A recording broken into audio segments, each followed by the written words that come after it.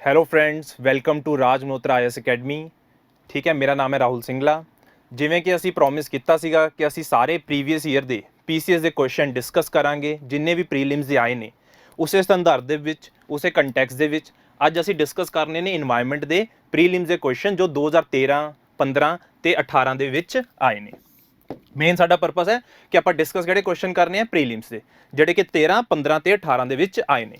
ਇੱਕ ਚੀਜ਼ ਆਪਾਂ ਐਨਾਲਿਸਿਸ ਕਰਨ ਤੋਂ ਪਹਿਲਾਂ ਡਿਸਕਸ ਕਰ ਲੈਂਦੇ ਆ ਕਿ 2013 ਤੱਕ ਇਨਵਾਇਰਨਮੈਂਟ 'ਚੋਂ ਇੰਨੇ ਕੁਐਸਚਨ ਨਹੀਂ ਪੁੱਛੇ ਜਾਂਦੇ ਸੀਗੇ। ਸਿੱਧੀ ਜੀ ਗੱਲ ਹੈ ਕਿ 2013 ਤੱਕ ਇੰਨੇ ਕੁਐਸਚਨ ਨਹੀਂ ਪੁੱਛੇ ਜਾਂਦੇ ਸੀਗੇ, ਜੋ ਕਿ ਬਾਅਦ 'ਚੋਂ 15 ਤੇ 18 'ਚ ਪੁੱਛੇ ਜਾਣ ਲੱਗ ਗਏ। ਇਹਨਾਂ ਨੇ ਇੱਕ ਤਰ੍ਹਾਂ ਨਾਲ ਆਪਾਂ ਦੇਖਿਆ ਜਾਵੇ ਯੂਪੀਐਸਸੀ ਦਾ ਪੈਟਰਨ ਫੋਲੋ ਕੀਤਾ ਹੈ। ਯੂਪੀਐਸਸੀ ਵਿੱਚ ਵੀ ਪਹਿਲਾਂ ਜ਼ਿਆਦਾ ਕੁਐਸਚਨ ਨਹੀਂ ਪੁੱਛੇ ਜਾਂਦੇ ਸੀ ਇਨਵਾਇਰਨਮੈਂਟ 'ਚੋਂ, ਬਟ ਜਿਵੇਂ ਜਿਵੇਂ ਸਾਨੂੰ ਪਤਾ ਸੰਦਰਭ ਬਦਲ ਗਿਆ, ਕਲਾਈਮੇਟ ਨੂੰ ਲੈ ਕੇ, ਇਨਵਾਇਰਨਮੈਂਟ ਨੂੰ ਲੈ ਕੇ ਬਹੁਤ ਸਾਰੀ ਪਾਲਿਸੀਜ਼ ਬਣਨ ਲੱਗ ਗਈਆਂ। ਉਸੇ ਸੰਦਰਭ ਨੂੰ ਦੇਖਦੇ ਹੋਏ ਹੁਣ ਕੁਐਸਚਨਸ ਵੀ ਪੀਸੀਐਸ ਦੇ ਪੇਪਰ 'ਚ ਵੀ ਕਾਫੀ ਅੱਛੇ ਕੰਟੈਕਸਟ 'ਚ ਪੁੱਛੇ ਜਾਂਦੇ ਨੇ। ਤਾਂ ਇਸ ਕਰਕੇ ਇਨਵਾਇਰਨਮੈਂਟ ਹੁਣ ਸਾਡੇ ਲਈ ਸਬਜੈਕਟ ਬਹੁਤ ਜ਼ਿਆਦਾ ਇੰਪੋਰਟੈਂਟ ਹੋ ਚੁੱਕਾ ਹੈ ਤੇ ਸਾਨੂੰ ਇਹਨੂੰ ਡਿਟੇਲ 'ਚ ਪੜ੍ਹਨਾ ਪਏਗਾ। ਆਪਾਂ ਕੁਐਸਚਨ ਦੇਖਦੇ ਹਾਂ ਕਿ ਕਿਸ ਤਰ੍ਹਾਂ ਦੇ ਆਉਂਦੇ ਨੇ। ਸਟੈਟਿਕ ਆ ਰਿਹਾ, ਕਰੰਟ ਆ ਰਿਹਾ, ਫੈਕਚੁਅਲ ਆ ਰਿਹਾ, ਡਾਇਨਾਮਿਕ ਆ ਰਿਹਾ, ਕਿਸ ਤਰ੍ਹਾਂ ਦੇ ਕੁਐਸਚਨ ਆ ਰਹੇ ਨੇ। ਠੀਕ ਹੈ, ਅੱਜ ਆਪਾਂ ਇਸ ਆਪਣੇ ਲੈਕਚਰ ਦੇ ਵਿੱਚ, ਇਸ ਵੀਡੀਓ ਦੇ ਵਿੱਚ ਕਵਰ ਕਰਨ ਦੀ ਕੋਸ਼ਿਸ਼ ਕਰਾਂਗੇ। ਠੀਕ ਹੈ ਜੀ, ਸਭ ਤੋਂ ਪਹਿਲਾਂ ਆਪਾਂ ਦੇਖਦੇ ਹਾਂ ਇਨਵਾਇਰਨਮੈਂਟ ਦੇ 2013 ਦੇ ਕੁਐਸਚਨ। ਸਭ ਤੋਂ ਪਹਿਲਾਂ ਜਿਹੜੇ ਕਿ ਮੈਂ ਹੁਣੇ ਗੱਲ ਵੀ ਕਰੀ ਆ ਕਿ 2013 ਦੇ ਕੁਐਸਚਨ ਬਹੁਤ ਜ਼ਿਆਦਾ ਘੱਟ ਆਏ ਨੇ, ਬਟ ਫਿਰ ਵੀ ਆਪਾਂ ਡਿਸਕਸ ਕਰਨ ਦੀ ਕੋਸ਼ਿਸ਼ ਕਰਦੇ ਹਾਂ ਕਿ 2013 ਵਿੱਚ ਕਿਸ ਤਰ੍ਹਾਂ ਦੇ ਕੁਐਸਚਨ ਆਏ ਸੀਗੇ। ਤਾਂ ਸਟਾਰਟ ਕਰਦੇ ਹਾਂ ਅੱਜ ਦੀ ਪਹਿਲੀ ਕੁਐਸਚਨ ਤੋਂ। ਪਹਿਲਾ ਕੁਐਸਚਨ ਹੈ, ਧਿਆਨ ਨਾਲ ਪੜੋ। In which of the following states, ਗੱਲ ਕੀ ਹੋ ਰਹੀ ਹੈ ਸਟੇਟ ਦੀ। In which of the following state is the Gugamal national park located. ਚਾਰ ਆਪਸ਼ਨ ਹੈ ਸਾਡੇ ਕੋਲ, ਸਿੱਧਾ ਜਿਹਾ ਕੁਐਸਚਨ ਹੈ। ਕਰਨਾਟਕਾ, ਆਂਧਰਾ ਪ੍ਰਦੇਸ਼, ਮਹਾਰਾਸ਼ਟਰ ਜਾਂ ਉੜੀਸਾ। ਚਾਰ ਆਪਸ਼ਨਾਂ ਨੇ। ਕੁਐਸਚਨ ਸਿੱਧਾ ਸਿੱਧਾ ਪੁੱਛਿਆ ਗਿਆ ਕਿ in which of the following state is the Gugamal national park located. ਜੇ ਇਹਦੀ ਮੈਂ ਗੱਲ ਕਰਾਂ, ਇਹ ਬਹੁਤ ਹੀ ਕਿਆ ਹੈ, ਇੱਕ ਤਰ੍ਹਾਂ ਦਾ it is a static question. क्या है, बहुत ज्यादा स्टैटिक क्वेश्चन है। सानू देखने ਨੂੰ ਲੱਗਦਾ ਕਿ ਬਹੁਤ ਜ਼ਿਆਦਾ ਸਟੈਟਿਕ ਹੈ, ਬਟ 2012 ਦੇ ਵਿੱਚ ਇੱਕ ਕਰੰਟ ਚ ਰਿਹਾ ਸੀਗਾ। It was in the news Gugamal national park, ਜਿਸ ਕਰਕੇ 2013 ਦੇ ਪੇਪਰ 'ਚ ਇਹਨੂੰ ਪੁੱਛ ਲਿਆ ਗਿਆ ਸੀ। ਤੇ ਇਹਦਾ ਸਹੀ ਆਨਸਰ ਕਿਆ ਹੈ? ਸਹੀ ਆਨਸਰ ਕਿਆ ਹੈ? ਸੀ ਮਹਾਰਾਸ਼ਟਰ। ਬੇਸ਼ੱਕ ਇਹ ਉਸ ਟਾਈਮ ਕਰੰਟ ਦੇ ਵਿੱਚ ਰਿਹਾ ਸੀਗਾ, ਇਹਨਾਂ ਨੇ ਕੋਈ ਟੇਢਾ ਮੇਢਾ ਸਵਾਲ ਨਹੀਂ ਪੁੱਛਿਆ, ਸਿੱਧਾ ਪੁੱਛ ਲਿਆ ਕਿ ਬਈ ਗੁਗਾਮਲ ਨੈਸ਼ਨਲ ਪਾਰਕ ਕਿੱਥੇ ਹੈ। ਤੇ ਸਾਡਾ ਸਿੱਧਾ ਸਿੱਧਾ ਜਵਾਬ ਕੀ ਹੈ ਬਈ? ਗੁਗਾਮਲ ਨੈਸ਼ਨਲ ਪਾਰਕ ਕਿੱਥੇ ਹੈ? ਮਹਾਰਾਸ਼ਟਰ ਦੇ ਵਿੱਚ। ਕਲੀਅਰ ਹੈ ਜੀ। ਤਾਂ ਤੁਸੀਂ ਦੇਖ ਸਕਦੇ ਹੋ ਕਿ ਪੇਪਰ 'ਚ ਕੁਐਸਚਨ ਸਟੈਟਿਕ ਵੀ ਆ ਸਕਦਾ ਹੈ, ਪਲੱਸ ਉਹਦੇ ਨਾਲ ਉਹਦਾ ਕਰੰਟ ਪੋਰਸ਼ਨ ਵੀ ਐਡ ਕੀਤਾ ਜਾ ਸਕਦਾ ਹੈ, ਜਿਵੇਂ ਕਿ ਇਸ ਕੁਐਸਚਨ ਦੇ ਵਿੱਚ ਉਹਨਾਂ ਨੇ ਕਰਨ ਦੀ ਕੋਸ਼ਿਸ਼ ਕੀਤੀ ਹੈ। ਕਲੀਅਰ ਹੈ ਜੀ। Moving on to the next question. In an effort to protect critically endangered vultures from being extinct, Bombay Natural History Society BNHS ਇੱਕ ਸੁਸਾਇਟੀ ਬਣੀ ਸੀ 1883 ਦੇ ਵਿੱਚ। ਕਦ ਬਣੀ ਸੀ? 1883 ਦੇ ਵਿੱਚ, ਜੋ ਕਿ ਬੇਸਿਕਲੀ ਕੰਜ਼ਰਵੇਸ਼ਨ ਤੇ ਬਾਇਓਡਾਇਵਰਸਿਟੀ ਵਿੱਚ ਯਕੀਨ ਕਰਦੀ ਹੈ। ਦੇਖੋ, ਇਹ ਚੀਜ਼ਾਂ ਤੁਹਾਨੂੰ ਪਤਾ ਹੋਣੀ ਚਾਹੀਦੀਆਂ ਨੇ। ਜਿਵੇਂ ਕਿ ਤੁਸੀਂ ਸਾਡੇ ਬੈਚ ਜੁਆਇਨ ਕਰੋਗੇ, ਠੀਕ ਹੈ, ਤੁਹਾਨੂੰ ਸਾਡੇ ਕਲਾਸ ਨੋਟਸ ਤੇ ਜਿਹੜੇ ਵੀ ਸਾਡੀ ਬੁਕਲੇਟਸ ਹੈ ਉਹਨਾਂ 'ਚ ਸਾਰੀ ਚੀਜ਼ਾਂ ਡਿਟੇਲ 'ਚ ਗਿਵਨ ਨੇ। ਤੇ ਹਜੇ ਮੈਂ ਦੱਸ ਰਿਹਾ ਕਿ ਬੰਬੇ ਨੈਚੁਰਲ ਹਿਸਟਰੀ ਸੁਸਾਇਟੀ ਕਦ ਬਣੀ ਸੀ? 1883 ਦੇ ਵਿੱਚ। ਉਹਨਾਂ ਨੇ ਡਿਸਾਈਡ ਕੀਤਾ to set up vulture safe zone. ਕਿਆ ਡਿਸਾਈਡ ਕੀਤਾ? To set up vulture safe zone. ਇੱਕ ਚੀਜ਼ ਇਹਨੂੰ ਆਨਸਰ ਨੂੰ ਡਿਸਕਸ ਕਰਨ ਤੋਂ ਪਹਿਲਾਂ ਮੈਂ ਦੱਸਣਾ ਚਾਹਾਂਗਾ ਕਿ ਜਿਹੜਾ ਵਲਚਰ ਇੰਡੀਆ ਦੇ ਵਿੱਚ ਬਹੁਤ ਜ਼ਿਆਦਾ ਇੰਡੇਂਜਰਡ ਹੈ। ਕਿਆ ਹੈ? ਵਲਚਰ ਦੀ ਸਪੀਸ਼ੀਜ਼ ਕਿਆ ਨੇ ਇੰਡੀਆ ਦੇ ਵਿੱਚ? ਇੰਡੇਂਜਰਡ ਨੇ। ਇੰਡੇਂਜਰਡ ਦਾ ਕਾਰਨ ਕੀ ਹੈ? ਕਿ ਜਿਹੜਾ ਡਾਈਕਲੋਫਿਨੈਕ ਇੱਕ ਡਰੱਗ ਹੈ ਜੋ ਕੈਟਲ ਨੂੰ ਦਿੱਤਾ ਜਾਂਦਾ ਹੈ। ਜਿਹੜੇ ਕੈਟਲ ਦੇ ਉੱਪਰ ਜੋ ਬਹੁਤ ਮਰ ਜਾਂਦੇ ਨੇ ਕਾਰਕਸ, ਤੇ ਉਹਨਾਂ ਤੇ ਜਦ ਵਲਚਰ ਫੀਡ ਕਰਦੇ ਨੇ ਤਾਂ ਉਹਨਾਂ ਦੇ ਅੰਦਰ ਹੀ ਡਰੱਗ ਆ ਜਾਂਦਾ ਜਿਹਦਾ ਨਾਂ ਕਿਆ ਹੈ? ਡਾਈਕਲੋਫਿਨੈਕ। ਮੈਂ ਲਿਖ ਦਿੰਦਾ ਡਰੱਗ ਦਾ ਨਾਂ। ਡਰੱਗ ਦਾ ਨਾਂ ਹੈ ਡਾਈਕਲੋਫਿਨੈਕ। ਇਹ ਡਰੱਗ ਜਦ ਇਹ ਕੰਜ਼ਿਊਮ ਕਰ ਲੈਂਦੇ ਨੇ, ਜਿਸ ਕਰਕੇ ਇਹਨਾਂ ਦੀ ਡੈਥ ਬਹੁਤ ਜ਼ਿਆਦਾ ਹੋ ਰਹੀ ਹੈ। ਇਸ ਕਰਕੇ ਇਹਨਾਂ ਨੇ ਡਿਸਾਈਡ ਕੀਤਾ ਕਿ ਵਲਚਰ ਸੇਫ ਜ਼ੋਨ ਬਣਾਇਆ ਜਾਏ। ਹੁਣ ਪੇਪਰ 'ਚ ਕੁਐਸਚਨ ਕਦ ਆਇਆ ਹੈ? 2013 ਦੇ ਵਿੱਚ। ਤਾਂ ਉਸ ਤੋਂ 1 ਸਾਲ ਪਹਿਲਾਂ ਹੀ ਇਹ ਡਿਸਾਈਡ ਕੀਤਾ ਗਿਆ ਸੀ ਕਿ ਵਲਚਰ ਸੇਫ ਜ਼ੋਨ ਬਣਾਏ ਜਾਣਗੇ ਜਿੱਥੇ ਉਹਨਾਂ ਦੀ ਬਰੀਡਿੰਗ ਕਰਵਾਈ ਜਾਏਗੀ। ਤੇ ਸਿੱਧਾ ਦਾ ਕੁਐਸਚਨ ਸੀਗਾ। ਅਗਰ ਆਪਾਂ ਇਹਨੂੰ ਦੇਖੀਏ, ਇਹ ਬੇਸਿਕਲੀ ਕੁਐਸਚਨ ਬਣਦਾ ਹੈ ਕਰੰਟ ਦਾ। ਕਿਸ ਚੀਜ਼ ਦਾ ਕੁਐਸਚਨ ਬਣਦਾ ਹੈ? ਕਰੰਟ ਦਾ। ਠੀਕ ਹੈ, ਸਟੈਟਿਕ ਨਹੀਂ ਕਹਿ ਸਕਦਾ ਕਿਉਂਕਿ ਇਹ ਡਾਇਨਾਮਿਕ ਚੀਜ਼ ਹੈ, ਕਰੰਟ ਪੋਰਸ਼ਨ ਹੈ। ਤੇ ਇਹਦਾ ਆਨਸਰ ਕਿਆ ਹੈ? ਇਹਦਾ ਆਨਸਰ ਹੈ ਏ, ਬੁੰਦੇਲਖੰਡ, ਮੱਧਿਆ ਪ੍ਰਦੇਸ਼। ਹੁਣ ਤੁਹਾਡਾ ਫਰਜ਼ ਕੀ ਬਣਦਾ ਹੈ ਕਿ ਉਸ ਤੋਂ ਬਾਅਦ ਜਿੰਨੇ ਵੀ ਵਲਚਰ ਸੇਫ ਜ਼ੋਨ ਇੰਡੀਆ ਦੇ ਵਿੱਚ ਬਣੇ ਨੇ, ਤੁਹਾਨੂੰ ਉਹਨਾਂ ਦੇ ਨਾਂ ਪਤਾ ਹੋਣੇ ਚਾਹੀਦੇ ਨੇ। ਕਿ ਜਿੰਨੇ ਵੀ ਵਲਚਰ ਸੇਫ ਜ਼ੋਨ ਇੰਡੀਆ ਦੇ ਵਿੱਚ ਬਣੇ ਨੇ ਉਹਨਾਂ ਦੇ ਨਾਂ ਤੁਹਾਨੂੰ ਪਤਾ ਹੋਣੇ ਚਾਹੀਦੇ ਨੇ, ਜਾਂ ਕਿਤੇ ਵੀ ਬਣੇ ਹੋਣ ਉਹਨਾਂ ਦੇ ਨਾਂ ਤੁਹਾਨੂੰ ਪਤਾ ਹੋਣੇ ਚਾਹੀਦੇ ਨੇ। ਤਾਂ ਇਹ ਸੀਗਾ ਕਿ ਸਾਡੇ 2013 ਦੇ ਦੋ ਕੁਐਸਚਨ। ਧਿਆਨ ਨਾਲ ਦੇਖੋ 2013 ਸਿਰਫ ਦੋ ਕੁਐਸਚਨ ਪੁੱਛੇ ਗਏ ਨੇ, ਇੱਕ ਸਟੈਟਿਕ ਹੈ, ਦੂਜਾ ਕਰੰਟ ਕੁਐਸਚਨ ਹੈ। ਕਲੀਅਰ ਹੈ ਜੀ ਇੰਨੀ ਗੱਲ।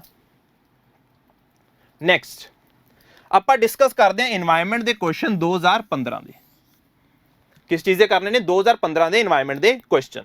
ਹੁਣ ਜਿਵੇਂ ਕਿ ਮੈਂ ਦੱਸਿਆ ਸੀਗਾ ਕਿ 2013 ਤੋਂ ਬਾਅਦ ਇਹਦਾ ਸੰਦਰਭ ਇੰਪੋਰਟੈਂਟ ਹੋ ਗਿਆ এনवायरमेंट ਐਜ਼ ਅ ਸਬਜੈਕਟ ਦਾ, ਹਰ ਸਿਵਲ ਸਰਵਿਸ ਦੇ ਵਿੱਚ, ਸਾਡੀ ਲਾਈਫ ਦੇ ਵਿੱਚ ਵੀ। ਜਿਵੇਂ ਕਿ ਅਸੀਂ ਦੇਖ ਸਕਦੇ ਹਾਂ ਕਿ ਅੱਜ ਹਰ ਪਾਸੇ ਗੱਲ ਕਿਸ ਚੀਜ਼ ਦੀ ਹੁੰਦੀ ਹੈ? এনवायरमेंट ਦੀ ਹੁੰਦੀ ਹੈ। ਕਿ ਆਪਾਂ ਕਹਿ ਦਿੰਦੇ ਹਾਂ ਕਿ ਗਰੋਥ ਵੀ ਹੋਣੀ ਹੈ ਜੇ, ਤਾਂ ਉਹ এনवायरमेंट ਨੂੰ ਹੈਂਪਰ ਨਹੀਂ ਕਰਨੀ ਚਾਹੀਦੀ। ਠੀਕ ਹੈ, ਇਸੇ ਸੰਦਰਭ ਦੇ ਵਿੱਚ 2015 ਚ ਕਿਹੜੇ ਕੁਐਸਚਨ ਆਏ ਨੇ ਉਹਨਾਂ ਨੂੰ ਡਿਸਕਸ ਕਰਨ ਦੀ ਕੋਸ਼ਿਸ਼ ਕਰਦੇ ਹਾਂ ਜੀ। ਸਭ ਤੋਂ ਪਹਿਲਾ question, which of the following ecosystem, ਕਿਹਦੀ ਗੱਲ ਕਰ ਰਹੇ ਹਾਂ? ਵਿਚ of the following ecosystem types has the highest annual net primary productivity. Question ਬਹੁਤ ਹੀ ਸਿੰਪਲ ਹੈ। ਜੇ ਤੁਸੀਂ ਟੌਪਿਕ ਪੜਿਆ ਹੋਇਆ ਕਿਹੜਾ, ਜੇ ਤੁਸੀਂ ਟੌਪਿਕ ਪੜਿਆ ਹੋਇਆ ਪ੍ਰੋਡਕਟਿਵਿਟੀ, ਜੇ ਤੁਹਾਨੂੰ ਪਤਾ ਹੈ ਪ੍ਰੋਡਕਟਿਵਿਟੀ ਕੀ ਹੁੰਦੀ ਹੈ, ਪ੍ਰੋਡਕਟਿਵਿਟੀ ਕੀ ਹੁੰਦੀ ਹੈ, ਫਿਰ ਤੁਸੀਂ ਕੁਐਸਚਨ ਨੂੰ ਬੜੇ ਆਸਾਨੀ ਨਾਲ ਅਟੈਂਪਟ ਕਰ ਸਕਦੇ ਹੋ। ਇਹ ਬਹੁਤ ਹੀ ਬੇਸਿਕ ਹੈ। ਜਦੋਂ ਆਪਾਂ ਇਕੋਲੋਜੀ ਪੜ੍ਹਦੇ ਹਾਂ ਤਾਂ ਉਸਦਾ ਬੇਸ ਹੀ ਸਾਡਾ ਸ਼ੁਰੂ ਕਿੱਥੋਂ ਹੁੰਦਾ ਹੈ? ਪ੍ਰੋਡਕਟਿਵਿਟੀ ਤੋਂ। ਜਿਹੜੇ ਪ੍ਰੋਡਿਊਸਰ ਨੇ ਸਾਡੇ ਫੋਟੋਸਿੰਥੇਸਿਸ ਕਰਨ ਤੋਂ ਬਾਅਦ ਆਰਗੈਨਿਕ ਮੈਟਰ ਪ੍ਰੋਡਿਊਸ ਕਰਦੇ ਨੇ, ਉਹਨਾਂ ਨੂੰ ਅਸੀਂ ਕਹਿੰਦੇ ਆ ਗ੍ਰੋਸ ਪ੍ਰਾਇਮਰੀ ਪ੍ਰੋਡਕਟਿਵਿਟੀ। ਕਿਆ ਕਹਿੰਦੇ ਆ? Gross primary productivity. ਜਦੋਂ ਥੋੜੀ ਬਹੁਤੀ ਆਪਣੇ ਯੂਜ਼ ਪਰਪਸਿਸ ਲਈ ਯੂਜ਼ ਕਰ ਲੈਂਦੇ ਨੇ, like respiration and other activities ਲਈ, ਉਸ ਤੋਂ ਬਾਅਦ ਜੋ ਬਚ ਜਾਂਦਾ ਹੈ that comes out to be the net primary productivity. ਤਾਂ ਪ੍ਰੋਡਕਟਿਵਿਟੀ ਕਿਆ ਹੋਈ? ਆਰਗੈਨਿਕ ਮੈਟਰ ਜਿਹੜਾ ਬਣਾਇਆ ਉਹਨਾਂ ਨੇ ਫੋਟੋਸਿੰਥੇਸਿਸ ਕਰਕੇ, ਉਹ ਹੁੰਦੀ ਹੈ ਗ੍ਰੋਸ। ਫਿਰ ਆਪਣੇ ਲਈ ਵਰਤ ਲਈ, ਰੈਸਪੀਰੇਸ਼ਨ ਲਈ, ਸਾਹ ਲੈਣ ਲਈ, ਉਸ ਤੋਂ ਬਾਅਦ ਜਿਹੜੀ ਬਚ ਗਈ ਉਹਨੂੰ ਆਪਾਂ ਕੀ ਕਵਾਂਗੇ? Net primary productivity. ਤਾਂ ਪੁੱਛਿਆ ਜਾ ਰਿਹਾ ਇਹਨਾਂ ਚਾਰਾਂ ਦੇ ਵਿੱਚੋਂ ਕਿਹਦੇ ਵਿੱਚ ਸਭ ਤੋਂ ਜ਼ਿਆਦਾ ਪ੍ਰਾਇਮਰੀ ਪ੍ਰੋਡਕਟਿਵਿਟੀ ਸਭ ਤੋਂ ਜ਼ਿਆਦਾ ਹੈ? ਤੇ ਕੁਐਸਚਨ ਕਿਹੜਾ ਹੋ ਗਿਆ ਹੈ? ਬਿਲਕੁਲ ਇਹ ਸਟੈਟਿਕ ਕੁਐਸਚਨ ਹੈ ਜੀ, ਇਹ ਡਾਇਰੈਕਟ। ਇਹ ਕੁਐਸਚਨ ਕਿਹੜਾ ਹੈ ਜੀ? ਸਟੈਟਿਕ। ਆਪਸ਼ਨ 4 ਨੇ ਜੀ, tropical deciduous, B tropical rain forest, C temperate deciduous and D temperate evergreen forest. ਮੇਰੀ ਇੱਕ ਬੇਨਤੀ ਨਾਲ ਇਹ ਵੀ ਹੈ ਕਿ ਜੇ ਮੈਂ ਕੁਐਸਚਨ ਡਿਸਕਸ ਕਰ ਰਿਹਾ ਤੁਸੀਂ ਨਾਲ ਆਨਸਰ ਵੀ ਦਿੰਦੇ ਰਹੋ, ਤਾਂ ਕਿ ਤੁਹਾਨੂੰ ਵੀ ਪਤਾ ਚੱਲ ਜਾਏ ਤੁਸੀਂ ਹਜੇ ਕਿੱਥੇ ਸਟੈਂਡ ਕਰਦੇ ਹੋ ਤੇ ਤੁਹਾਨੂੰ ਕਿੰਨੀ ਤਿਆਰੀ ਕਰਨ ਦੀ ਅੱਗੇ ਲੋੜ ਹੈ। ਤੇ ਜੇ ਮੈਂ ਇਸ ਦੀ ਗੱਲ ਕਰਾਂ, ਇਹਦਾ ਆਨਸਰ ਮੈਂ ਟਿਕ ਕਰ ਦਿੰਦਾ। ਆਨਸਰ ਹੈਗਾ ਜੀ ਟ੍ਰੋਪੀਕਲ ਰੇਨ ਫੋਰੈਸਟ। ਕਿਆ ਆਨਸਰ ਹੈ? Tropical rain forest. ਜਿਹੜੀ ਇਹ ਪ੍ਰੋਡਕਟਿਵਿਟੀ ਹੈ ਨਾ, ਜਦ ਤੁਸੀਂ ਪੜੋਗੇ ਕਿ ਕਿਹਦੇ ਉੱਪਰ ਡਿਪੈਂਡ ਕਰਦੀ ਹੈ, ਇਹ ਡਿਪੈਂਡ ਕਰਦੀ ਹੈ ਸਨਲਾਈਟ ਦੇ ਉੱਤੇ, ਵਾਟਰ ਦੇ ਉੱਤੇ ਤੇ ਪ੍ਰੈਸੀਪੀਟੇਸ਼ਨ ਦੇ ਉੱਤੇ। ਤਿੰਨ ਚੀਜ਼ਾਂ ਦੇ ਉੱਪਰ ਡਿਪੈਂਡ ਕਰਦੀ ਹੈ ਕਿ ਪ੍ਰੋਡਕਟਿਵਿਟੀ ਜ਼ਿਆਦਾ ਕਦ ਹੋਏਗੀ। ਵਾਟਰ ਕਿੰਨਾ ਹੈ, ਪ੍ਰੈਸੀਪੀਟੇਸ਼ਨ ਕਿੰਨਾ ਹੈ, ਟੈਂਪਰੇਚਰ ਕਿੰਨਾ ਹੈ। ਤੇ ਸਾਨੂੰ ਪਤਾ ਹੈ ਜਿਹੜੇ ਟ੍ਰੋਪੀਕਲ ਰੇਨ ਫੋਰੈਸਟ ਹੈ ਇਹਨਾਂ ਦਾ ਮੀਨ ਟੈਂਪਰੇਚਰ ਵੀ 22 ਡਿਗਰੀ ਰਹਿੰਦਾ ਹੈ ਤੇ ਪ੍ਰੈਸੀਪੀਟੇਸ਼ਨ ਵੀ ਓਵਰ 200 ਹੁੰਦੀ ਹੈ। ਜਿਸ ਕਰਕੇ ਕਿਉਂਕਿ ਦੋਨੋਂ ਕੰਡੀਸ਼ਨ ਢੁਕਵੀਆਂ ਨੇ ਕਿਹਦੇ ਉੱਤੇ? ਪ੍ਰੋਡਕਟਿਵਿਟੀ ਉੱਤੇ। ਤਾਂ ਸਭ ਤੋਂ ਜ਼ਿਆਦਾ ਜਿਹੜੀ ਪ੍ਰੋਡਕਟਿਵਿਟੀ ਉਹ ਕਿਹਦੀ ਆਊਗੀ? ਉਹ ਆਊਗੀ ਕਿਹਦੀ? ਟ੍ਰੋਪੀਕਲ ਰੇਨ ਫੋਰੈਸਟ ਦੀ। ਤਾਂ ਸਿੱਧਾ ਜਿਹਾ ਕੁਐਸਚਨ ਸੀਗਾ। ਜੇ ਤੁਹਾਨੂੰ ਬੇਸਿਕ ਪਤਾ ਹੈ ਪ੍ਰੋਡਕਟਿਵਿਟੀ ਦਾ ਤਾਂ ਇਹ ਕੁਐਸਚਨ ਤੁਸੀਂ ਮਿੰਟਾਂ 'ਚ ਸੋਲਵ ਕਰ ਲਓਗੇ। ਇਹ ਤੁਹਾਡੇ ਲਈ ਬੱਚਿਆਂ ਦੀ ਖੇਡ ਹੈ ਜੇ ਤੁਸੀਂ ਪੜ੍ਹ ਰੱਖਿਆ ਹੈ। ਤੇ ਆਹੀ ਅਸੀਂ ਕਲਾਸਰੂਮ ਦੇ ਵਿੱਚ ਪ੍ਰੋਵਾਈਡ ਕਰਨ ਦੀ ਕੋਸ਼ਿਸ਼ ਕਰਦੇ ਹਾਂ ਕਿ ਕਿਸ ਤਰੀਕੇ ਨਾਲ ਤੁਹਾਡੀ ਤਿਆਰੀ ਕਰਾਈ ਜਾਏ ਤਾਂ ਕਿ ਤੁਸੀਂ ਇਹ ਕੁਐਸਚਨ ਨਾ ਗਲਤ ਕਰਕੇ ਆ ਸਕੋ। ਮੈਂ ਮੰਨ ਲੈਣਾ ਚਲੋ ਤੁਸੀਂ ਕਰੰਟ ਨਾ ਪੜਿਆ ਹੋਏਗਾ, ਬਟ ਇਹ ਕੁਐਸਚਨ ਦਾ ਇੰਨਾ ਬੇਸਿਕ ਹੈ ਕਿਸੇ ਦਾ ਗਲਤ ਨਹੀਂ ਹੋਣਾ ਚਾਹੀਦਾ ਜਦ ਤੁਸੀਂ ਸਾਡੇ ਕੋਲ ਜੁਆਇਨ ਵੀ ਕਰਦੇ ਹੋ ਜਾਂ ਨਹੀਂ ਵੀ ਕਰਦੇ ਹੋ। ਪਰ ਮੇਰੀ ਇੰਨੀ ਗੁਜ਼ਾਰਿਸ਼ ਹੋਏਗੀ ਕਿ ਇਹੋ ਜਿਹੇ ਕੁਐਸਚਨ ਪੇਪਰ ਦੇ ਵਿੱਚ ਗਲਤ ਕਰਕੇ ਨਹੀਂ ਆਣੇ। ਠੀਕ ਹੈ ਜੀ। Next question, which of the following are incorrectly match. ਇੱਕ ਚੀਜ਼ ਮੇਰੀ ਗੱਲ ਪੱਲੇ ਬੰਨ ਲਓ, ਕਰੈਕਟਲੀ ਤੇ ਇਨਕਰੈਕਟਲੀ ਜ਼ਰੂਰ ਪੜਿਆ ਕਰੋ ਸਟੇਟਮੈਂਟ ਦੇ ਵਿੱਚ ਕਿ ਕੀ ਪੁੱਛਿਆ ਗਿਆ। ਇਸ 'ਚ ਪੁੱਛਿਆ ਗਿਆ ਕਿ ਇਨਕਰੈਕਟਲੀ ਮੈਚ ਕਿਹੜੇ ਨੇ। ਬੇਸਿਕਲੀ ਕੁਝ ਕਨਵੈਨਸ਼ਨਸ ਤੇ ਪ੍ਰੋਟੋਕੋਲਸ ਮੈਂਸ਼ਨ ਨੇ, ਆਪਾਂ ਨੂੰ ਦੱਸਣਾ ਕਿ ਕਿਹੜੇ ਇਨਕਰੈਕਟਲੀ ਮੈਚ ਨੇ। ਜੇ ਤੁਸੀਂ ਇਹਦਾ ਬੇਸਿਕ ਪੜ੍ਹ ਰੱਖਿਆ ਹੈ ਤਾਂ ਤੁਹਾਨੂੰ ਇਹ ਕੁਐਸਚਨ ਅਟੈਂਪਟ ਕਰਨ 'ਚ ਕੋਈ ਦਿੱਕਤ ਨਹੀਂ ਹੋਣੀ। ਕਿਉਂ? Because again it is a what? Static question. ਇਹ ਕਨਵੈਨਸ਼ਨਾਂ ਪਹਿਲਾਂ ਹੋ ਚੁੱਕੀਆਂ ਨੇ ਬਹੁਤ ਸਾਲ ਪਹਿਲਾਂ। ਉਹਨਾਂ ਨੇ ਡਾਇਰੈਕਟ ਪੁੱਛਿਆ ਕਿ ਉਹ ਕਿਹਦੇ ਨਾਲ ਰਿਲੇਟਡ ਹੈ। ਜਿਵੇਂ ਰਾਮਸਰ ਕਨਵੈਨਸ਼ਨ ਕਿਹਦੇ ਨਾਲ ਰਿਲੇਟਡ ਹੈ? ਵੈਟਲੈਂਡਸ ਦੇ ਨਾਲ। ਕਿਹਦੇ ਨਾਲ ਰਿਲੇਟਡ ਹੈ? ਵੈਟਲੈਂਡਸ ਦੇ ਨਾਲ। ਤੇ ਇਹ ਕਿਆ ਹੋਗੀ? ਇਨਕਰੈਕਟ। ਮਤਲਬ ਫੋਰਥ ਜਿੱਥੇ ਹੈ ਉਹ ਆਪਸ਼ਨ ਸਾਡੀ ਠੀਕ ਹੋ ਸਕਦੀ ਹੈ। ਕਿਓਟੋ ਪ੍ਰੋਟੋਕੋਲ, ਇਹ ਸਭ ਤੋਂ ਇੰਪੋਰਟੈਂਟ ਹੈ। ਇਹ ਕਿਹਦੇ ਨਾਲ ਰਿਲੇਟਡ ਹੈ? ਕਲਾਈਮੇਟ ਚੇਂਜ ਨਾਲ। ਤੇ ਇਹ ਬਿਲਕੁਲ ਕਿਆ ਹੈ? ਕਰੈਕਟ ਹੈ। ਤਾਂ ਥਰਡ ਸਾਡੀ ਕਿਆ ਹੈ? ਕਰੈਕਟ ਹੈ।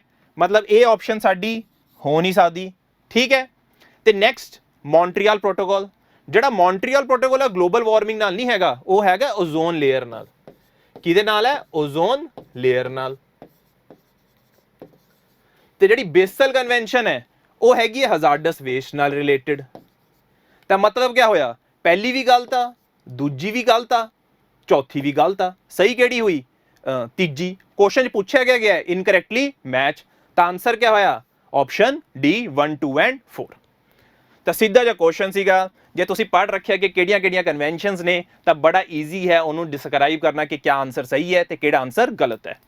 ਇੱਕ ਚੀਜ਼ ਯਾਦ ਰੱਖਣਾ, ਹੈ ਤਾਂ ਸਟੈਟਿਕ ਪੂਰਾ ਕੁਐਸਚਨ, ਬਟ ਜਿਹੜਾ ਕੁਇਟੋ ਪ੍ਰੋਟੋਕੋਲ ਹੈ ਨਾ, ਇਹਦਾ ਇੰਪੋਰਟੈਂਸ ਹੈ ਇੱਥੇ ਕੁਝ, ਕਿਉਂਕਿ ਇਸ ਦੇ ਨਾਲ 2015 ਦੇ ਵਿੱਚ ਇੱਕ ਪੈਰਿਸ ਐਗਰੀਮੈਂਟ ਸਾਈਨ ਹੋਣਾ ਹੈ ਜਿਹੜਾ ਰਿਲੇਟਡ ਕਿਹਦੇ ਨਾਲ ਹੈ? ਕਲਾਈਮੇਟ ਚੇਂਜ ਦੇ ਨਾਲ। ਬਟ ਕਿਓਟੋ ਪ੍ਰੋਟੋਕੋਲ ਹਜੇ ਇੰਪਲੀਮੈਂਟਡ ਹੈ। ਜਿਹੜਾ ਪੈਰਿਸ ਐਗਰੀਮੈਂਟ ਹੈ ਆਉਣ ਵਾਲੇ ਟਾਈਮ 'ਚ 2020 ਤੋਂ ਬਾਅਦ ਇੰਪਲੀਮੈਂਟ ਹੋਣਾ ਹੈ। ਬਟ ਚੱਲ ਕੇ ਆ ਰਿਹਾ ਉਹਦਾ ਕਿਓਟੋ ਪ੍ਰੋਟੋਕੋਲ। ਬਟ ਪੈਰਿਸ ਦੀ ਇੱਕ ਬਹੁਤ ਵੱਡੀ ਡੀਲ ਹੋਣੀ ਹੈ ਕਲਾਈਮੇਟ ਚੇਂਜ ਦੇ ਉੱਤੇ। ਇਸ ਕਰਕੇ ਕਿਓਟੋ ਪ੍ਰੋਟੋਕੋਲ ਬੜਾ ਇੰਪੋਰਟੈਂਟ ਹੋ ਗਿਆ ਸੀ। ਤਾਂ 2015 'ਚ ਉਹਨਾਂ ਨੇ 2-3 ਕੁਐਸਚਨ ਸਾਡੇ ਤੋਂ ਪੁੱਛੇ ਰਿਲੇਟਡ ਟੂ ਵਾਟ? ਕਿਓਟੋ ਪ੍ਰੋਟੋਕੋਲ। ਕਿਉਂ? ਕਿਉਂਕਿ ਉਹਦੇ ਨੂੰ ਪਤਾ ਹੈ ਕਿ 2015 ਦੇ ਵਿੱਚ ਕਲਾਈਮੇਟ ਚੇਂਜ ਨੂੰ ਲੈ ਕੇ ਪੈਰਿਸ ਡੀਲ ਬੜੀ ਇੰਪੋਰਟੈਂਟ ਸਾਈਨ ਹੋਣ ਵਾਲੀ ਹੈ। ਤਾਂ ਸਹੀ ਆਨਸਰ ਕਿਹਦਾ? D option 1 2 and 4। ਕਲੀਅਰ ਹੈ ਜੀ। Next question. The target for the first commitment period of the Kyoto Protocol cover emissions of 6 main greenhouse gases. ਕਹਿੰਦੇ Kyoto Protocol ਦੇ ਵਿੱਚ 6 main greenhouse gases ਨੇ। Which of the following gas is not one of these? 6 gases ਤੋਂ ਦੱਸਣਾ ਕਿ ਉਸ ਚੋਂ ਜਿਹੜੀ greenhouse gas ਕਿਹੜੀ ਨਹੀਂ ਹੈਗੀ। Again ਹੈ question static, but Paris agreement sign ਹੋਣਾ ਹੈ ਤਾਂ ਕਰੰਟ ਦੇ ਕੰਟੈਕਸਟ 'ਚ ਉਹਨਾਂ ਨੇ ਕਿਹੜਾ ਕੁਐਸਚਨ ਪੁੱਛ ਲਿਆ? ਸਟੈਟਿਕ ਕੁਐਸਚਨ ਪੁੱਛ ਲਿਆ। ਚੀਜ਼ ਨੋਟਿਸ ਕਰੋ, ਕਰੰਟ ਹਜੇ ਕੁਝ ਪੁੱਛਿਆ ਨਹੀਂ ਪੈਰਿਸ ਡੀਲ ਬਾਰੇ, ਬਟ ਉਹਨਾਂ ਨੇ ਪੁੱਛ ਕੇ ਲਿਆ ਉਸ ਦੇ ਸੰਦਰਭ ਦੇ ਵਿੱਚ ਕਲਾਈਮੇਟ ਚੇਂਜ ਦੇ ਵਿੱਚ ਜੋ ਪਹਿਲਾਂ ਡੀਲ ਸਾਈਨ ਹੋ ਚੁੱਕੀ ਹੈ ਰਿਲੇਟਡ ਟੂ ਵਾਟ? ਕਿਓਟੋ ਪ੍ਰੋਟੋਕੋਲ। ਤਾਂ ਉਸ 'ਚ ਪੁੱਛ ਰਿਹਾ ਕਿ ਕਿਹੜੀਆਂ ਮੇਨ 6 ਗ੍ਰੀਨ ਹਾਊਸ ਗੈਸਿਸ ਨੇ ਕਿ ਜਿਹੜੀ ਇਸ 'ਚ ਇਨਕਲੂਡਡ ਹੈਗੀਆਂ ਨੇ। ਸਾਨੂੰ ਪਤਾ ਹਾਈਡਰੋਫਲੋਰੋਕਾਰਬਨ ਹੈਗੀ ਹੈ, ਪਰਫਲੋਰੋਕਾਰਬਨ ਹੈਗੀ ਹੈ, ਸਲਫਰ ਹਕਸਾਫਲੋਰਾਈਡ ਹੈ, ਉਹਦੇ ਨਾਲ ਸਾਡੀ ਕਿਹੜੀ ਹੈ? ਕਾਰਬਨ ਡਾਈਆਕਸਾਈਡ ਹੈ, ਫਿਰ ਕਿਹੜੀ ਹੈ? ਮਿਥੇਨ ਹੈ, ਫਿਰ ਕਿਹੜੀ ਹੈ? ਨਾਈਟਰਸ ਆਕਸਾਈਡ। ਇਹ ਗੈਸ ਤਾਂ ਹੈ ਹੀ ਨਹੀਂ, that is carbon tetrachloride. Carbon tetrachloride is basically what? Ozone depleting substance. Clear है जी? तो क्वेश्चन क्या है? Static. But एक चीज याद रखनी है, static होने दे नाल एक क्वेश्चन दा जिहड़ा context है वो करंट दे नाल related है। Clear है जी? तो पेपर च क्वेश्चन इस तरीके नाल ही पूछा जा सकता है। ये बहुत ही बेसिक क्वेश्चन ने, ये तो साडे आपां कहने हैं कि सामने नंबर पए ने जिहड़े असीं चक के अपनी जेब च पाने। क्लीयर है जी गल? चलो जी नैक्सट क्वेश्चन वाल चलते हैं। Choose the correct match. ये हुण मैं कहूँगा बिल्कुल ही स्टैटिक क्वेश्चन है कि इन्हां चों दसना ये सारे नैशनल पार्क के नाम ने। तुसीं कॉर्बेट का नाम तो सुने ही होना, सारे घूमते फिरते रहंदे ने। इन्हां चों दसना सही मैच किहड़ा है। सीधा स्टैटिक क्वेश्चन है तो इस आपां ज़्यादा कुछ डिस्कस करने वाला है नहीं। ठीक है, उन्होंने एक रैंडम क्वेश्चन पूछ लिया कि दसो कि भाई इन्हां चों करैक्ट मैच किहड़ा है। करैक्ट मैच किहड़ा है? B Darrah Rajasthan. Corbett is not in Madhya Pradesh, it is in Uttarakhand. And Parambikulam it is in Kerala. ਤੇ ਜਿਹੜਾ ਬੰਦੀਪੁਰ ਹੈ ਉਹ ਕਿੱਥੇ ਹੈ? ਕਰਨਾਟਕਾ ਦੇ ਵਿੱਚ। ਤਿੰਨੋਂ ਆਪਸ਼ਨ ਗਲਤ ਹੈ, ਸਿਰਫ ਕਰੈਕਟ ਕਿਹੜੀ ਹੈ? ਡਰਰਾ ਰਾਜਸਥਾਨ। ਕਲੀਅਰ ਹੈ ਜੀ? So it is basically what? A major a static question. Next question, which of the following is a native species of India. ਮਤਲਬ ਕਿਹੜੀ ਸਪੀਸੀਜ਼ ਹੈ ਜਿਹੜੀ ਖਾਸ ਕਰ ਇੰਡੀਆ 'ਚ ਹੀ ਪਾਈ ਜਾਂਦੀ ਹੈ, ਬਾਕੀ ਹੋਰ ਵੀ ਜਗ੍ਹਾ ਪਾਈ ਜਾਊਗੀ ਪਰ ਇੰਡੀਆ 'ਚ ਤਾਂ ਉਹ ਪਾਈ ਹੀ ਜਾਂਦੀ ਹੈ। ਕਲੀਅਰ ਹੈ ਜੀ? ਸੌਖਾ ਕੁਐਸਚਨ ਹੈ ਜੇ ਤੁਸੀਂ ਬਾਇਓਡਾਇਵਰਸਿਟੀ ਵਾਲੇ ਚੈਪਟਰ ਚੱਜ ਨਾਲ ਪੜ੍ਹੇ ਹੋਏ ਨੇ। ਜੇ ਤੁਹਾਨੂੰ ਬੇਸਿਕ ਨੌਲੇਜ ਹੈਗੀ ਹੈ ਨਾ, ਆਹ ਕੁਐਸਚਨ ਬਹੁਤ ਹੀ ਸੌਖਾ। ਦੇਖੋ ਆਪਸ਼ਨਸ, 2 ਹੌਰਨ ਰਾਈਨਾਸੌਰਸ ਇੰਡੀਆ 'ਚ ਨਹੀਂ ਪਾਇਆ ਜਾਂਦਾ। ਇਹ ਜਾਵਨ ਰਾਈਨੋਸ ਹੁੰਦੇ ਨੇ ਜਿਹੜੇ ਕਿ 2 ਹੌਰਨ ਹੁੰਦੇ ਨੇ। ਇੰਡੀਆ 'ਚ ਕਿਹੜੇ ਹੁੰਦੇ ਨੇ? 1 ਹੌਰਨ ਰਾਈਨੋਸ, ਜਿਹਦੇ ਲਈ ਕਿਹੜਾ ਮਿਸ਼ਨ ਚੱਲਦਾ ਹੈ? Rhino vision 2020। ਇਹ ਆਪਸ਼ਨ ਕਿਹੜੀ ਹੋਗੀ? ਗਲਤ। ਕਮੋਡੋ ਡਰੈਗਨ ਇੰਡੀਆ 'ਚ ਨਹੀਂ ਪਾਇਆ ਜਾਂਦਾ, ਇਹ ਪਾਇਆ ਜਾਂਦਾ ਹੈ ਇੰਡੋਨੇਸ਼ੀਆ 'ਚ। ਤੇ ਇੰਡੀਆ 'ਚ ਪਾਇਆ ਕਿਹੜਾ ਜਾਂਦਾ ਹੈ? ਰੀਜ਼ਸ ਮੰਕੀ। ਆਂਸਰ क्या हो गया? B option, rhesus monkey. सीधा again it is what? Static question. जे तैयारी ਚੱਜ ਨਾਲ ਕੀਤੀ ਹੋਈ ਆ, ਬੇਸਿਕ ਸਾਰੇ ਕਵਰਡ ਨੇ, ਸਾਡੀ ਬੁਕਲੇਟਾਂ ਪੜ੍ਹ ਰੱਖੀਆਂ ਤੁਸੀਂ, ਸਾਡੇ ਕਲਾਸ ਨੋਟਸ ਲਏ ਹੋਏ ਨੇ, ਇਹ ਕੁਐਸਚਨ ਮੈਂ ਤੁਹਾਨੂੰ 100% ਗਾਰੰਟੀ ਦਿੰਦਾ ਹੈ ਕਦੇ ਵੀ ਗਲਤ ਨਹੀਂ ਹੋ ਸਕਦੇ। ਕਲੀਅਰ ਹੈ ਜੀ ਇੰਨੀ ਗੱਲ? ਚਲੋ ਜੀ next question, high biological oxygen demand indicates. ਕਹਿੰਦੇ ਜਦ ਬਾਇਓਲੋਜੀਕਲ ਆਕਸੀਜਨ ਡਿਮਾਂਡ ਵੱਧ ਜਾਂਦੀ ਹੈ ਉਹਦਾ ਮਤਲਬ क्या ਹੁੰਦਾ ਹੈ? Again it is again a static question, very easy question. ਇਹਦਾ ਆਨਸਰ ਜਿਨ੍ਹਾਂ ਨੇ ਪੜ੍ਹ ਰੱਖਿਆ ਹੈ, ਜਿਨ੍ਹਾਂ ਨੂੰ ਡਿਜ਼ੋਲਵਡ ਆਕਸੀਜਨ ਦਾ ਕਨਸੈਪਟ ਪਤਾ ਹੈ, BOD ਦਾ ਕਨਸੈਪਟ ਪਤਾ ਹੈ, COD ਦਾ ਕਨਸੈਪਟ ਪਤਾ ਹੈ, ਉਹਨਾਂ ਨੂੰ ਪਤਾ ਹੈ ਕਿ ਜਦ ਡਿਮਾਂਡ ਵੱਧ ਜਾਂਦੀ ਹੈ BOD ਜਾਂ COD, ਉਹਦਾ ਮਤਲਬ ਕੀ ਹੁੰਦਾ ਹੈ? ਡਿਜ਼ੋਲਵਡ ਆਕਸੀਜਨ ਘਟ ਗਈ ਹੈ। ਡਿਜ਼ੋਲਵਡ ਆਕਸੀਜਨ ਘਟੀ ਕਿਉਂ ਹੈ? ਕਿਉਂਕਿ ਉਸ ਟਾਈਮ ਵਾਟਰ ਬੋਡੀ ਦੇ ਵਿੱਚ ਮਾਈਕਰੋਬਸ ਦਾ ਪੋਲਿਊਸ਼ਨ ਵੱਧ ਗਿਆ ਹੈ।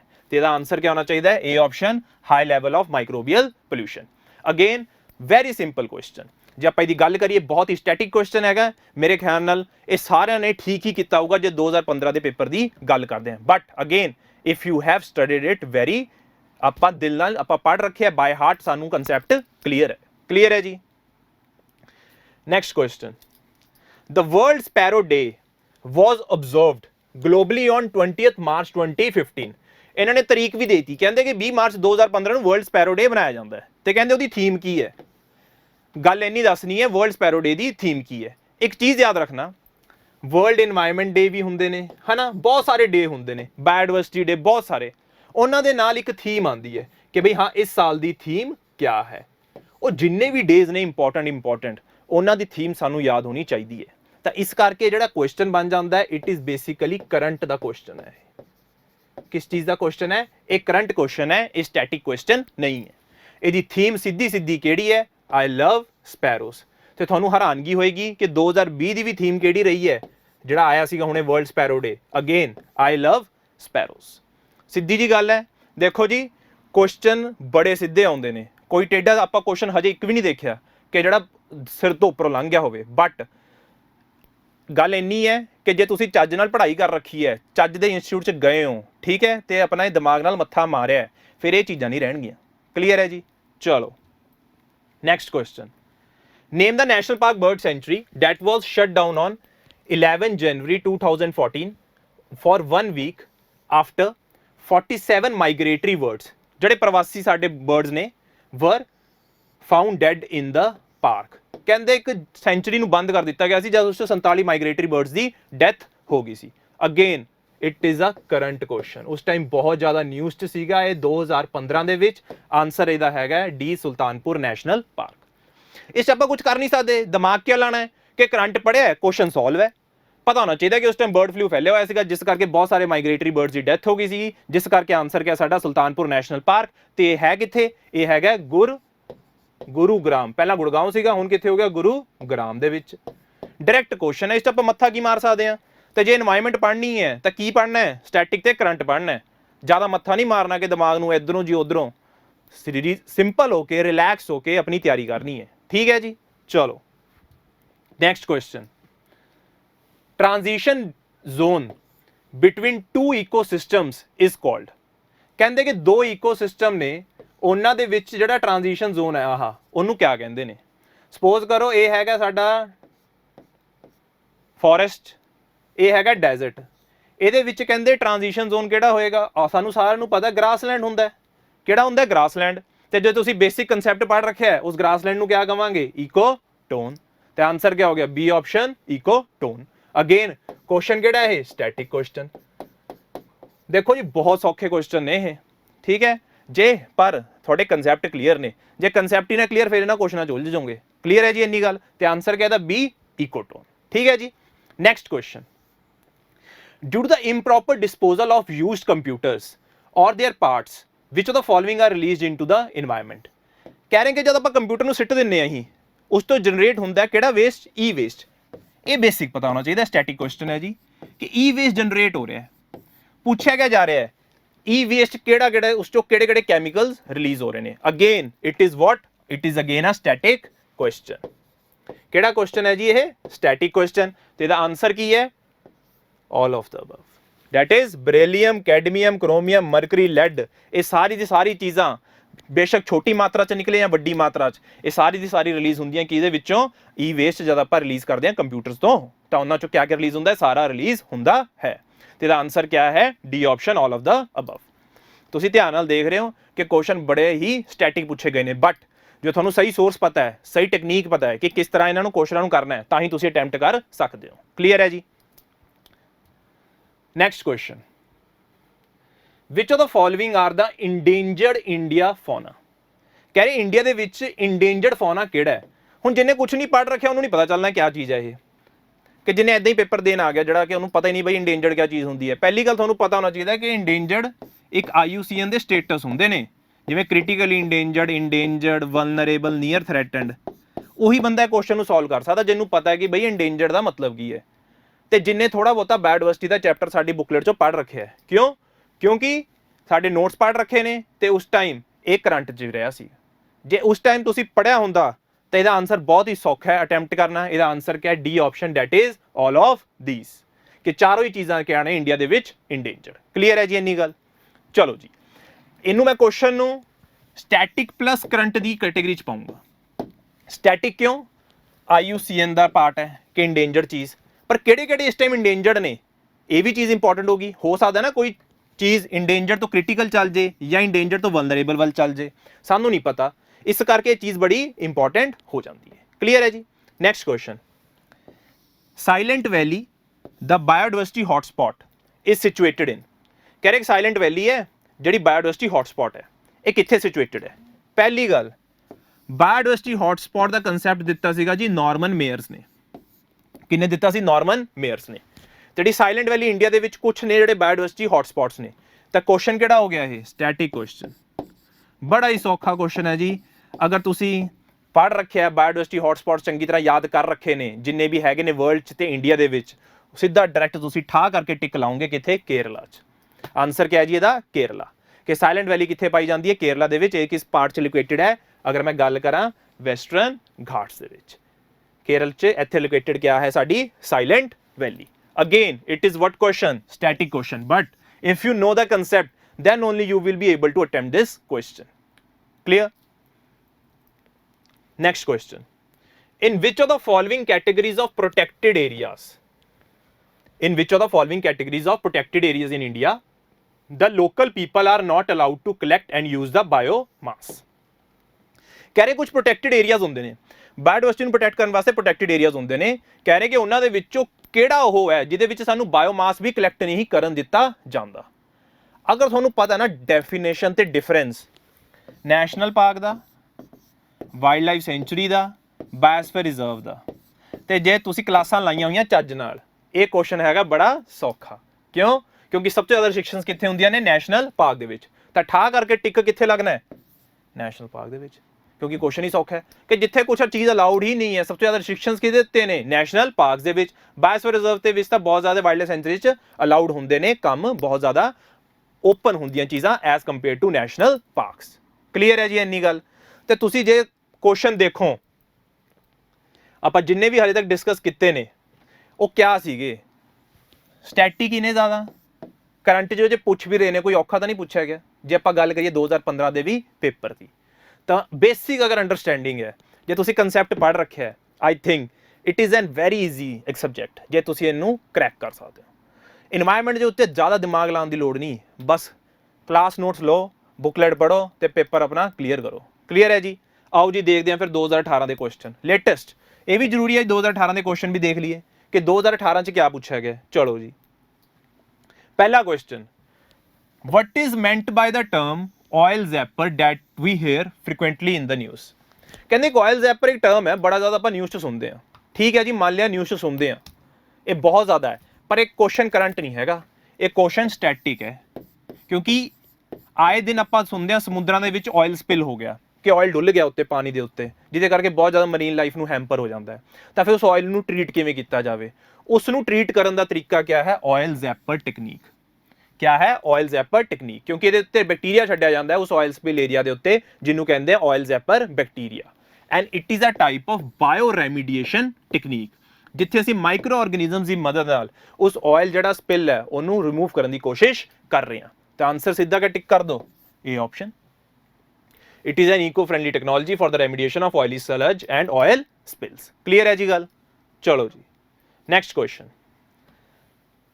IUCN for the conservation of nature. ਹੁਣੇ ਮੈਂ ਦੱਸਿਆ ਸੀਗਾ ਕਿ IUCN ਹੈ ਜਿਹੜੀ ਕਿ ਲਿਸਟ ਕਰਦੀ ਹੈ ਸਪੀਸੀਜ਼, ਕ੍ਰਿਟੀਕਲੀ ਇੰਡੇਂਜਰਡ ਹੈ, ਵਲਨਰੇਬਲ, ਨੀਅਰ ਥ੍ਰੈਟਨਡ, 9 ਕੈਟੇਗਰੀਜ਼ ਹੁੰਦੀਆਂ ਨੇ। ਠੀਕ ਹੈ, ਜੇ ਤੁਸੀਂ ਕਲਾਸ 'ਚ ਪੜ੍ਹੋਗੇ ਤਾਂ ਤੁਹਾਨੂੰ ਐਕਸਪਲੇਨ ਕੀਤਾ ਜਾਏਗਾ।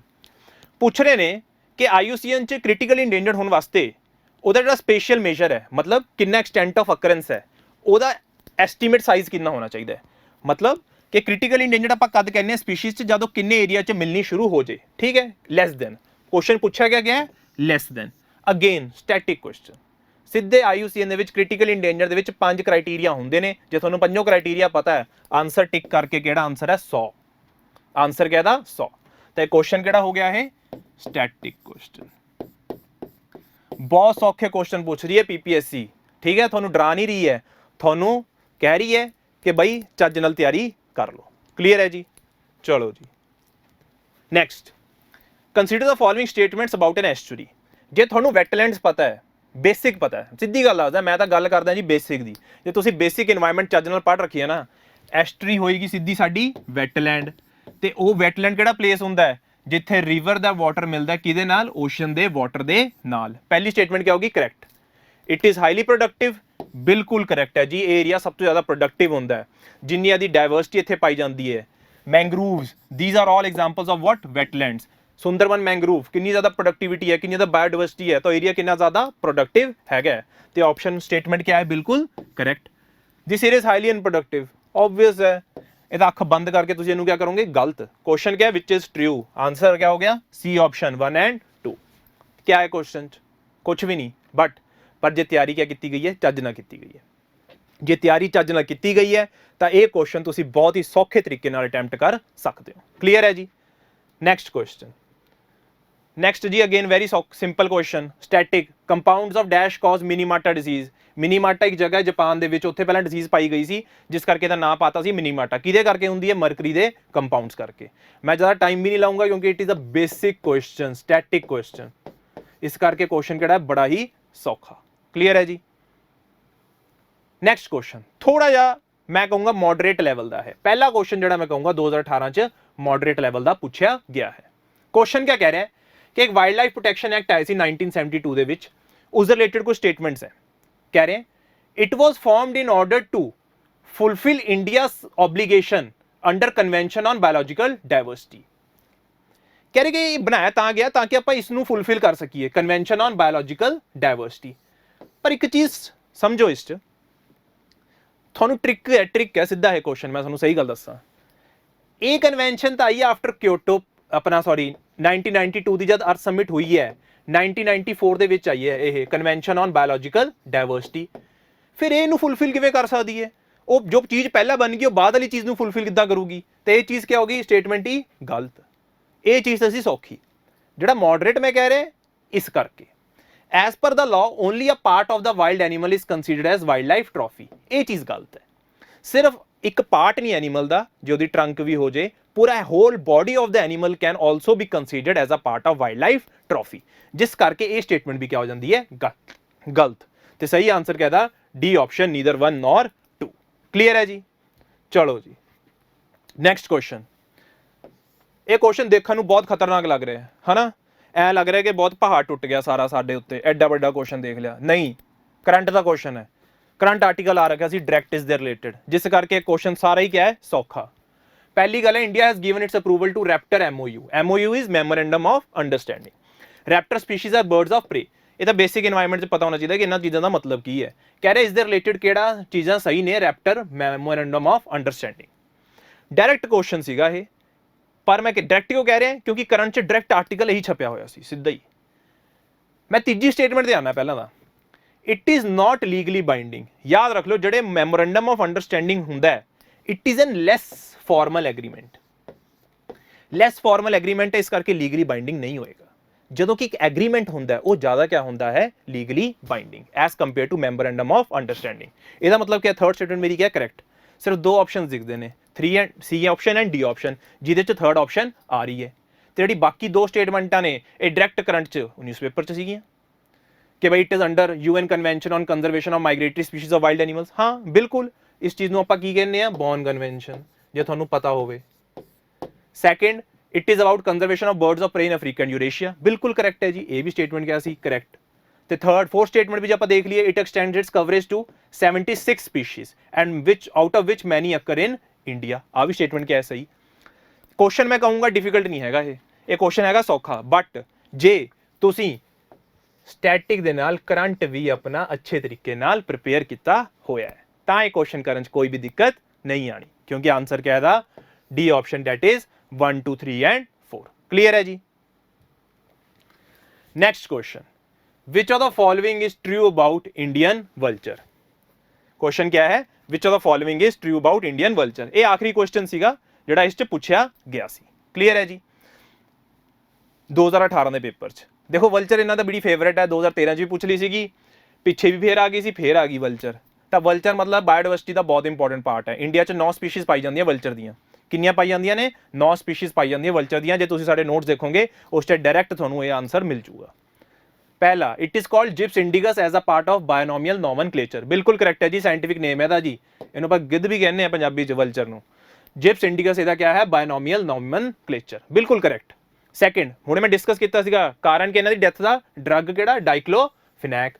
ਇਹ ਵੀ ਸਟੇਟਮੈਂਟ क्या है? ਬਿਲਕੁਲ ਕਰੈਕਟ। ਪਹਿਲੀ ਵੀ ਕਰੈਕਟ, ਦੂਜੀ ਵੀ ਕਰੈਕਟ। ਆਣੀ ਕਿ 4 ਸਟੇਟਮੈਂਟ ਦੇਖ ਗਈਆਂ ਸਾਰੀ ਵਾਰ ਕਰੈਕਟ ਹੀ ਹੋਣਗੀਆਂ ਸਾਰੀਆਂ, ਕੈਚ ਵੀ ਹੋ ਸਕਦਾ। ਦੇਖੋ ਕਿਵੇਂ। Jatayu conservation breeding centre is situated in Jharkhand. ਜਗ੍ਹਾ ਦੇਤੀ ਤੁਹਾਨੂੰ, ਜੇ ਕਰੰਟ ਪੜਿਆ ਹੋਏਗਾ ਤਾਂ ਕਰ ਲਓਗੇ, ਨਹੀਂ ਦਿੱਤਾ ਤਾਂ ਨਹੀਂ ਕਰੋਗੇ। ਠੀਕ ਹੈ। फोर्थ क्वेश्चन है, पार्ट है recently Gyps vulture reintroduction program was launched for the conservation of Indian vulture by the Haryana government. कहते एक प्रोग्राम चलाया गया जिसका नाम क्या है? Gyps vulture reintroduction programme. किहदे लई? इंडियन वल्चर दी कंजरवेशन लई। चलाया किन्ने? हरियाणा गवर्नमेंट ने। याद रखो, जे करंट पढ़ा होगा ना, हरियाणा गवर्नमेंट ने जब प्रोग्राम चलाया उसदे ही रिलेटेड च ये ब्रीडिंग सेंटर बनाया सीगा। ते हरियाणा जे अपना प्रोग्राम चला रही है तो ब्रीडिंग सेंटर झारखंड च बनाऊगी। जिद्दां दिमाग की गल है, ये चीज़ क्या होगी? गलत, क्योंकि ये झारखंड च नहीं सीगा, ये कित्थे बनाया गया सी? पिंजौर च। इस करके ऑप्शन सी क्या होगी? गलत। बाकी जिहड़ी सही ऑप्शन किहड़ी है? 1 2 एंड 4। तो आंसर क्या हो गया? सी 1 2 एंड 4। जे मैं क्वेश्चन की गल करा, इट इज़ मोर और लैस स्टैटिक प्लस करंट। हुण आपां जे गल करिए तो सीगे साडी प्रीवियस ईयर दी डिस्कशनस। ठीक है कि क्वेश्चन तुसीं देख ले किस तरह के पूछे गए हैं, स्टैटिक भी पूछे गए हैं, करंट भी पूछे गए हैं, स्टैटिक प्लस करंट भी पूछे गए हैं। बट एक चीज़ याद रखो कि जब पेपर च क्वेश्चन आ रहा है, घबराओ ना। पहली गल तो घबराने की कोई लोड़ नहीं, क्वेश्चन नहीं है किहड़ा खा जूगा सानू। याद रखो, क्वेश्चन स्टैटिक भी आ सकता, क्वेश्चन करंट भी आ सकता है। बट जिवें अजकल असीं यूपीएससी के पैटर्न चैक करते हैं कि क्वेश्चन स्टैटिक प्लस करंट दोनों आते हैं अजकल। ठीक है।